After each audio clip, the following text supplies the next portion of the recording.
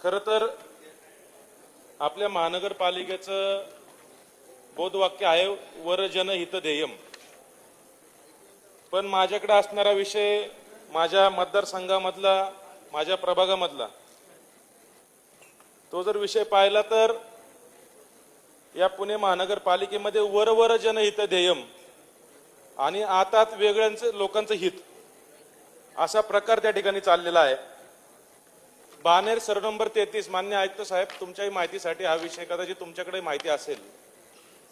गेले 4 ते 5 दिवसापासून आजचा विषय योगायोगाने आज आपण नारी शक्ती वंदन अधिनियमावरती मगाशी आंदोलन केलं.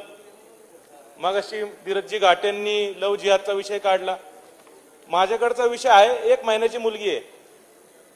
म्हणजे योगायोगाने हा एका मुलीचा विषय आहे. गेले 20-25 दिवसापासून ती बालेवाडी बाणेर आमच्या प्रभागामध्ये एक तोडकर हॉस्पिटल आहे, तिथे ऍडमिट आहे. MJPJY अंतर्गत आम्ही डॉक्युमेंट दिले आणि विशेष म्हणजे सफाई कर्मचाऱ्याची ती मुलगी आहे महानगरपालिकेच्या. सदर ठिकाणी ती मुलगी 22 दिवस NICU मध्ये होती. MJPJY अंतर्गत सुद्धा मान्य आयुक्त साहेब सगळे कागदपत्र दिल्यानंतर सुद्धा सदर मुलीकडनं 85,000 रुपये मागितले जातात. 4 दिवसापूर्वी डिस्चार्ज होता. अजूनही मी त्यांना हॉस्पिटलमध्ये थांबायला सांगितलं की जोपर्यंत महानगरपालिका आयुक्त आदेश देत नाही तोपर्यंत तुम्ही तिथेच थांबा.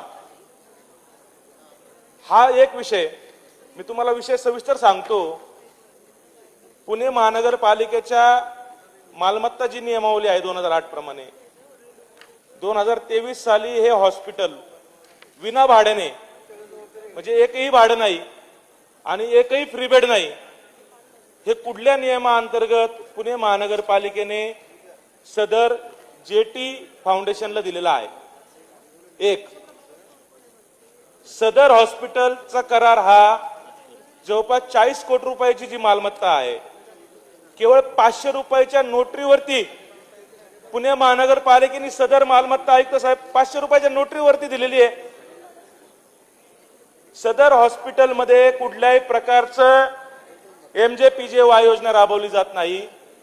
माझ्याकडे तर एक बिल आहे CT स्कॅनला. मला वाटतं भीमाले साहेब तुम्ही एक हॉस्पिटल तिथे उभं केलंय, त्या ठिकाणी 4,000 रुपयामध्ये CT स्कॅन निघतोय. या हॉस्पिटलमध्ये 12,000 रुपयाचं बिल आहे माझ्याकडे CT स्कॅनचं. 12,000 रुपये. सदर मगाच्या मुलीकडनं 80,000 रुपयाचं मागणी केल्याचं बिल आहे. म्हणजे एखादा पेशंट त्या हॉस्पिटलमध्ये जर गेला आणि डॉक्युमेंट दिले तर आजपासून 5व्या दिवशी ते डॉक्युमेंट अप्रूव्ह होतात. 10व्या दिवशी जर त्या पेशंटला डिस्चार्ज येतं पहिले 5 दिवसाचं बिल लावतात, पुढचे 5 दिवसाचं बिल लागत नाही असं म्हणतात. हा कुठला नियम आहे? हा कुठल्या नियमामध्ये आहे का हे प्रशासनाने त्या ठिकाणी सांगावं. मी या ठिकाणी मालमत्ता विभागाचा त्या ठिकाणी अभिप्राय की त्याच्यामध्ये सदर ही मालमत्ता विभागाने 2008च्या जो नियम आहे वाटप नियमावली मालमत्ताची त्या नियमांतर्गत द्यावं. तर त्याच्यामध्ये कमीत कमी रेडी रेकनर प्रमाणे काहीतरी चार्ज दिल्याशिवाय, भाडं दिल्याशिवाय ही प्रॉपर्टी देऊ शकत नाही. मग आज ही पुणे महानगरपालिकेची JT फाउंडेशन आणि कुठल्याही प्रकारची संस्था नाहीये. विशेष करून कुठल्याही प्रकारे त्या ठिकाणी त्याला धर्मादाय फाउंडेशनचं कुठल्या प्रकारचं पत्र नाहीये. महानगरपालिकेने जे काही जाहिराती दिल्यात त्या मुंबई आणि दिल्लीमध्ये दिलेल्या आहे. मग नेमका कसा प्रकार हा चाललाय? कोण आहे JT फाउंडेशन? आज त्या ठिकाणी जवळपास सामाजिक कार्याचा अहवाल, त्याच्यामध्ये कुठल्याही प्रकारचा सामाजिक कार्याचा अहवाल जोडलेला नाहीये. आणि सदर मालमत्तेचं टेंडर हे आरोग्य विभागाने केलेलं आहे. माझ्या माहितीप्रमाणे पुणे महानगरपालिकेमध्ये मालमत्ताचा अभिप्राय आल्याशिवाय कुठल्याही प्रकारचं टेंडर आरोग्य खातं लावू शकत नाही. आणि त्या माहिती घेतली मी तर कुठल्याही प्रकारची ती मालमत्ता विभागाने आरोग्य विभागाकडे हँडओव्हर केली नाही. आणि सदर संस्था एवढं थांबली नाही. मान्य आयुक्त साहेब, तुमच्या नावाने त्याच्यामध्ये पत्र आहेत की सदर आमच्या हॉस्पिटलला तुम्ही वीज माफ करून द्या, ही जबाबदारी महानगरपालिकेची आहे. आमच्या हॉस्पिटलला जे काही पाणी द्यायचे ती पाणीपट्टी माफ करा, ही जबाबदारी महानगरपालिकेची आहे. मग अशा प्रकारचे लोक आज ही महानगरपालिका लुटून खायला लागलेत.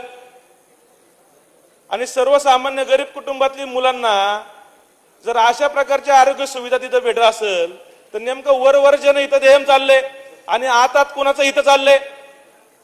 या कोथरूड मतदारसंघामध्ये सर्वसामान्य नागरिकांना काही चॉकलेटच भेटणार आहेत का? चॉकलेट वाटायचंच काम आमच्या मतदारसंघामध्ये चाललंय. माननीय आपण विषय बोला. चॉकलेट काय कुणाचे काय मोनोपॉली आहे? चॉकलेट सगळं वाढू शकतात. चॉकलेट हे आपण विषय सोडून का बोलताय? आपल्या हॉस्पिटलचा विषय चालू आहे ना. बोलतोय मी 5 वर्ष हॉस्पिटल विषयी बोला. विषय सोडून बोल नका अमोलजी. विषय सोडून विषय धरून बोलतोय. चॉकलेट वाटपायचं का माझ्या मतदारसंघामध्ये जबाबदारी कुणाची? गंभीर विषय आहे. चाललंय गंभीर विषयाबद्दल बोलावं. विषय आहे. काय गंभीर गंभीर विषय? विषयाबद्दल बोलावं. आपण वेगळे काही विधानं करू काय नये बोललोय? तिथे. चॉकलेट वाटप फिरायचं एवढे चॉकलेट काय कोणाची मोनोपॉली थोडी आहे? चॉकलेट मी वाटू शकतो, कोणी वाटू शकतं? प्रशासनाने खुलासा करावा. दिलंय का चॉकलेट वाटायला फिक्स? मान्य महापौर, माझा विषय संपला नाहीये. मान्य महापौर, माझा विषय संपलेला नाही आहे. माझ्या विषयामध्ये सभासद बोललेत तर मी आयुक्तांना विनंती करतो, सदर हॉस्पिटलवरती तुम्ही काय कारवाई करणार, सदर विषयाचा मला या ठिकाणी आपण खुलासा द्यावा आणि कुठल्या नियमाअंतर्गत आपण हे हॉस्पिटल सदर संस्थेला चालवायला दिलेलं आहे. धन्यवाद. माननीय खेडेकर. माननीय